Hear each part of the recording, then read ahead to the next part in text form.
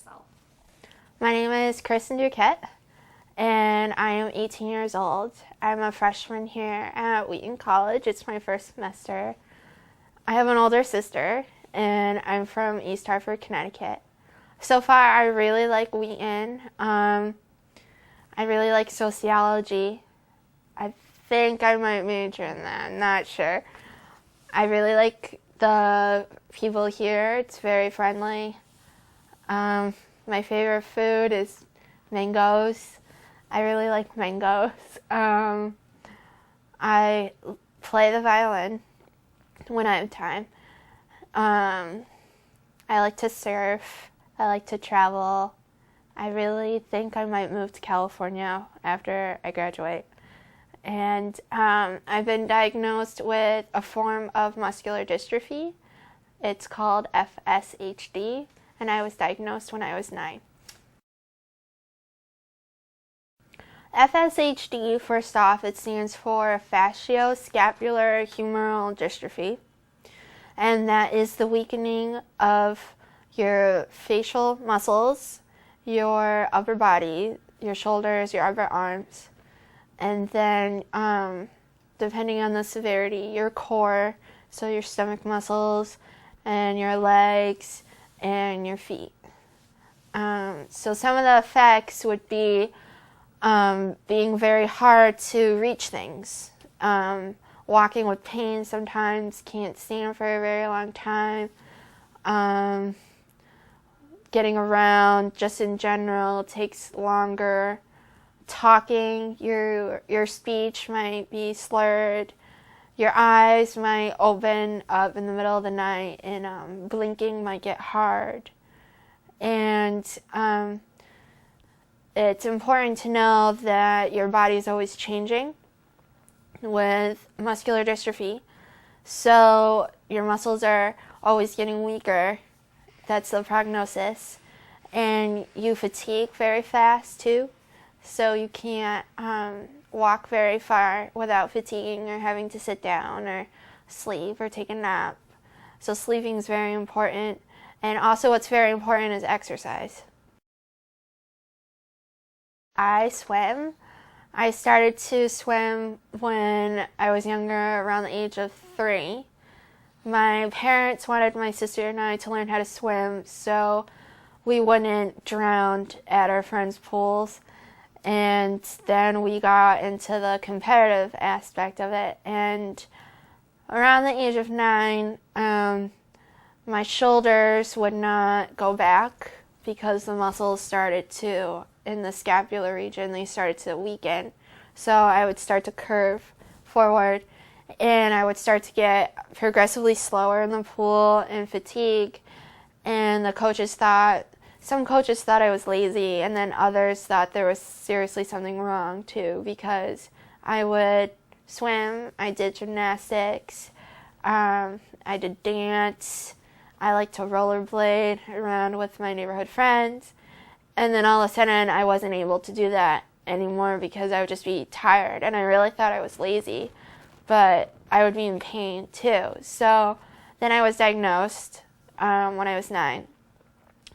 And after that, I made the decision of not to swim because I thought swimming was just too hard on my body, and I would just get progressively weaker. Because if you overdo something physical, you get weaker. But if you underdo something, you also get weaker.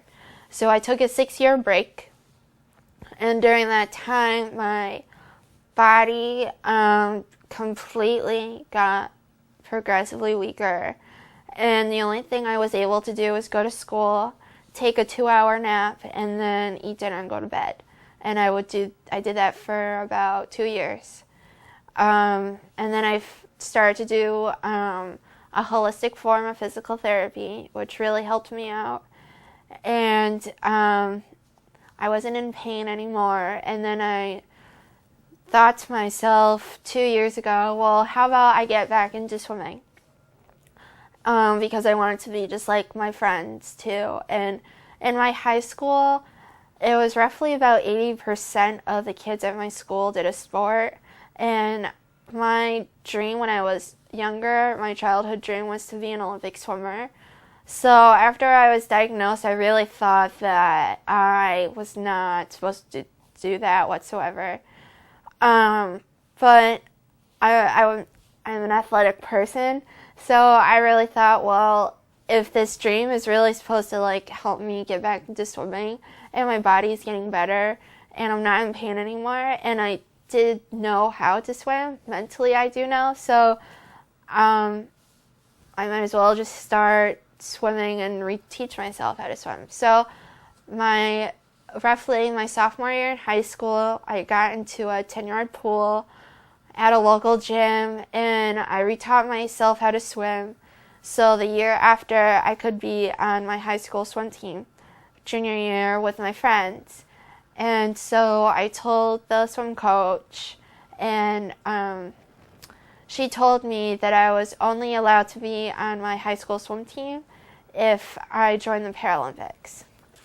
What is the Paralympics? The Paralympics is a league for all different types of sports for people with various physical disabilities and also people who are blind. And for swimming, there's all different classifications based on your mobility, based on 1 to 10, and then 11 through 13 are people who are blind, and 1 is the most severe class for people that are physically challenged, and then 10 is the least severe, and you have different qualifying times that you have to make for junior nationals, senior nationals, parapans, the national team, world championships, and the Paralympics. And my classification is a 4, and the Paralympics are held at the same venue every 4 years as the Olympics, just 2 weeks after the Olympics. So tell me about your accomplishments and goals as a swimmer. My goals are to go to the 2012 Paralympics in London and to be part of the national team to make those qualifying times. And so far, I'm a multi-American record holder, multi-junior national American record holder. I'm world ranked. I was just asked to be on the U.S. team for junior parapans in Bogota, Colombia, South America, and that was really cool. I've been out of the country for swimming, for national meets, and right now it's just I train day in, day out with my coach Dana, who's a 2-time former Paralympic swimmer, and I train 5 to 6 days a week for 2 hours in the water, and then I train with my trainer every other day for about 30 minutes to an hour. My message is based on the things that I've done and what I'm doing now and what I want to do. I've made a motto out of my initials. My full name is Kristin Michelle Duquette, and I made a motto of courage makes a difference. And I really believe that if you look at all the things that have happened to me, my obstacles and what I have done, a lot of it just comes down to courage and believing in yourself. Because people can look at me and say like, well, why and how does she do all this stuff that she does? And really, it's the support system and my friends and family and my coaches and that. But if I don't want to do it, then I'm not going to do it. And I really believe it's just the courage and the mental discipline and really believing in yourself. And having FSH, I really do want people to know that you still can do the things that you want to do. There's always a way to do it. And even if you don't have hope, there is hope.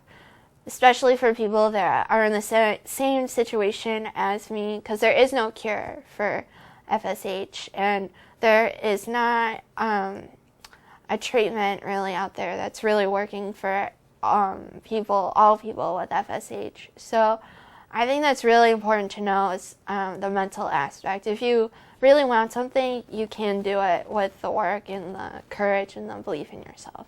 Yeah. Great. Good. Perfect.